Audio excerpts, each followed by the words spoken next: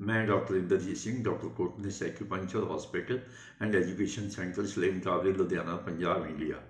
ਅੱਜ ਅਸੀਂ ਜਦੋਂ ਹਸਪੀਟਲ ਵੱਲੋਂ ਤੀਸਰਾ ਗੱਲ ਕਰਨ ਲੱਗੇ ਹਾਂ ਕਿ ਅੱਜ ਕੋਵਿਡ ਦੇ ਵਿੱਚੋਂ ਅਸੀਂ ਜਦੋਂ ਸਾਡੇ ਲੋਕਾਂ ਨੇ ਸਫ਼ਰ ਕੀਤਾ ਹੈ, ਉਸ ਤੋਂ ਬਾਅਦ ਮਾਨਸਿਕ ਪਰੇਸ਼ਾਨੀ ਫਾਈਨੈਂਸ਼ੀਅਲ ਹੋਣ ਦੀ ਵਜ੍ਹਾ ਨਾਲ ਕੁਝ ਕੋਵਿਡ ਦੀ ਵਜ੍ਹਾ ਦੇ ਸਾਈਡ ਇਫੈਕਟ, ਸਭ ਨਾਲ ਮੇਜਰ ਜਿਹੜਾ ਸਾਈਡ ਇਫੈਕਟ ਲੋਕਾਂ ਵਿੱਚ ਦੇਖਣ ਨੂੰ ਮਿਲ ਰਿਹਾ, ਸਾਰੀ ਪ੍ਰੋਬਲਮਸ, ਲੰਗਸ ਕਮਜ਼ੋਰੀ ਹੋ ਜਾਂਦੀ, ਖਾਂਸੀ ਹੋ ਗਈ, ਐਲਰਜੀ ਦੀ ਪ੍ਰੋਬਲਮਸ ਹੋਈ ਹੈ।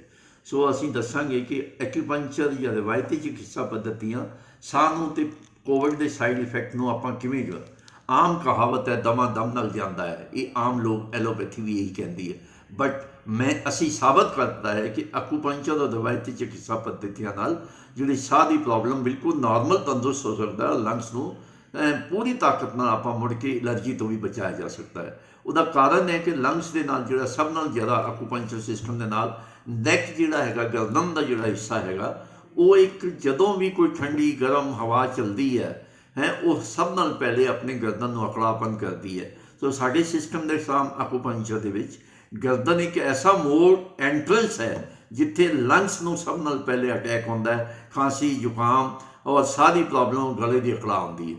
ਕੋਵਿਡ ਦੇ ਪੇਸ਼ੈਂਟ ਨੂੰ ਦੇਖਿਆ ਹੁਣ ਆਮ ਕਾਮਨ ਪ੍ਰੋਬਲਮ ਹੋ ਗਈ ਖਾਂਸੀ, ਜ਼ੁਕਾਮ ਔਰ ਸਾਹ ਦੀ ਪ੍ਰੋਬਲਮ ਰਹਿਣ ਲੱਗ ਪਈ। ਉਹਦੇ ਲਈ ਅਸੀਂ ਬੜੀ ਐਕੂਪੰਕਚਰ ਦੇ ਨਾਲ ਕਾਫੀ ਕਾਮਯਾਬੀ ਹਾਸਲ ਕੀਤੀ ਹੈ। ਇਸ ਦੇ ਵਿੱਚ ਇੱਕ ਜਿੱਥੇ ਜਨਰਲ ਪੁਆਇੰਟ ਦੇ ਨਾਲ ਅਸੀਂ 10 ਦਿਨ ਪਹਿਲੇ ਟ੍ਰੀਟਮੈਂਟ ਕਰਦੇ ਸੀ, ਹਫ਼ਤਾ ਬੁਲਾਉਂਦੇ ਸੀ, ਕੁਝ ਪੁਆਇੰਟ ਸਾਡੇ ਬੈਕ ਦੇ ਉੱਤੇ ਸਾਡੇ ਜਿਹੜੇ ਹੈ ਐਂਟਰੈਂਸ ਪੁਆਇੰਟ ਹੈ, UB1 ਹੈ, DU ਹੈ, DU1, ਉੱਥੇ ਜਾ ਕੇ ਐਕੂਪੰਕਚਰ ਦੀ ਬੜੀਆਂ ਬਰੀਕ ਸੂਈਆਂ ਲਾ ਕੇ ਉਸ ਗੇਟ ਦੇ ਵਿੱਚ ਐਨਰਜੀ ਚਾਲੂ ਕਰਕੇ ਲੰਗਸ ਦੀ ਇਮਿਊਨ ਸਿਸਟਮ ਨੂੰ ਵਧਾਉਂਦੇ ਸੀ। ਇਸ ਤੋਂ ਇਲਾਵਾ ਕੁਝ ਅਸੀਂ ਕਾਮਯਾਬੀ ਹਾਸਿਲ ਕੀਤੀ ਹੈ।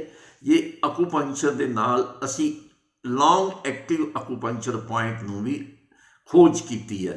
UV ਸੰਤਰਾ ਦੋਨੋਂ ਸਾਡੇ ਨਿਪਲਸ ਦੇ ਵਿਚਕਾਰ, ਸੈਂਟਰ ਦੇ ਛਾਤੀ ਦੇ ਵਿਚਕਾਰ ਇੱਕ ਸਾਡਾ 17 ਪੁਆਇੰਟ ਹੈ, 17 ਨੰਬਰ ਪੁਆਇੰਟ ਹੈ, ਜਿੱਥੇ ਅਸੀਂ ਐਕੂਪੰਕਚਰ ਦੇ ਪੁਆਇੰਟ ਦੇ ਉੱਤੇ ਜਿਹੜਾ ਇੱਕ ਬਰੀਕ ਜਿਹਾ ਥਰੈਡ ਪਾ ਕੇ ਐਕੂਪੰਕਚਰ ਪੁਆਇੰਟ ਦੇ ਉੱਤੇ ਪਰਮਾਨੈਂਟ ਰਿਲੀਫ ਕੀਤੀ ਹੈ। ਔਰ ਇੱਥੋਂ ਤੱਕ ਮੈਂ ਦੇਖਣ ਵਿੱਚ ਮਿਲਿਆ ਕਿਉਂਕਿ ਸਾਹ ਦੇ ਪ੍ਰੋਬਲਮ ਵਿੱਚ ਲੋਕਾਂ ਨੂੰ ਐਕੂਪੰਕਚਰ ਜਨਰਲ ਕਰਾਉਣਾ ਹੋਵੇ ਤੇ ਡੇਲੀ ਆਉਣਾ ਪੈਂਦਾ, 10 ਦਿਨ ਲਈ ਆਉਣਾ ਪੈਂਦਾ, ਫਿਰ 10 ਦਿਨ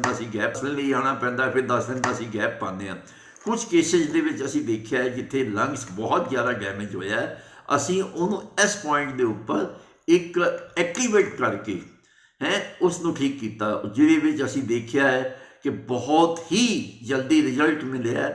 ਔਰ ਇਹ ਪੁਆਇੰਟਸ ਦੇ ਨਾਲ ਸਿਰਫ 3 ਵਾਰੀ ਮਹੀਨੇ 'ਚ ਇੱਕ ਵਾਰੀ, ਮਤਲਬ 3 ਮਹੀਨਾ ਇਲਾਜ ਕਰਾਉਣਾ ਪੈਂਦਾ ਹੈ।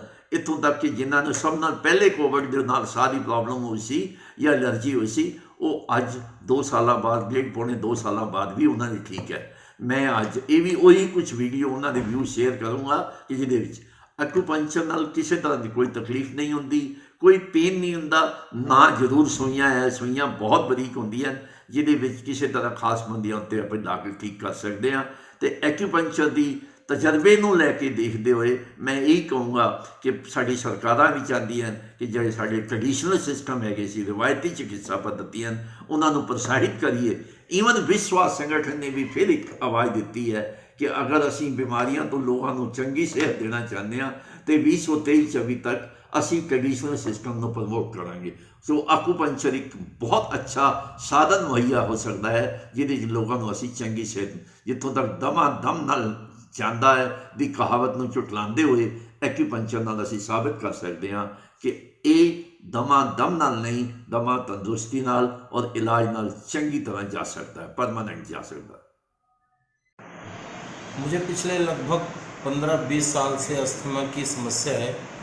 एक बार जब अस्थमा की समस्या शुरू हुई थी तो यहाँ एक्यूपंक्चर ट्रीटमेंट कराया था, काफ़ी रिलीफ हुआ था। लेकिन पिछले काफ़ी समय से एक बार फिर दोबारा ये समस्या पैदा हुई तो कोटनी हॉस्पिटल के डॉक्टर इंद्रजीत सिंह धिंगड़ा ने 6 महीने पहले चेस्ट में कुछ एक नीडल लगाई थी, ट्रीटमेंट दिया था कि बताते हैं कि नीडल उसमें पिक की जाती है। तो मुझे उसके बाद लगभग 6 महीने से ज़्यादा समय हो गया, मैंने कोई एस्थमेटिक टेबलेट या जो इनहेलर टाइप्स होता है वो नहीं लिया, तो काफ़ी रिलीफ हुआ। आज फिर वो ट्रीटमेंट करवाया मुझे, कोई चेस्ट में नीडल पिक की है, लेकिन इस नीडल से काफ़ी फ़र्क पड़ रहा है। और ख़ासतौर उन अस्थमेटिक पेशेंट के लिए उन्हें एक बार ज़रूर ट्राई करना चाहिए जिन्हें सीवियर अस्थमेटिक प्रॉब्लम है, इससे काफ़ी लाभ होता है।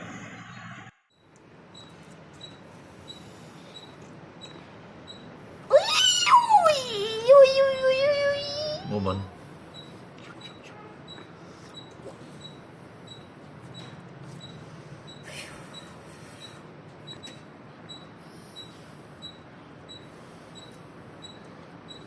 गुदगुदी हुई है?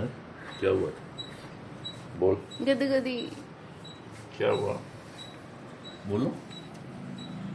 दर्द हुई? कितनी? ज़्यादा थोड़ी?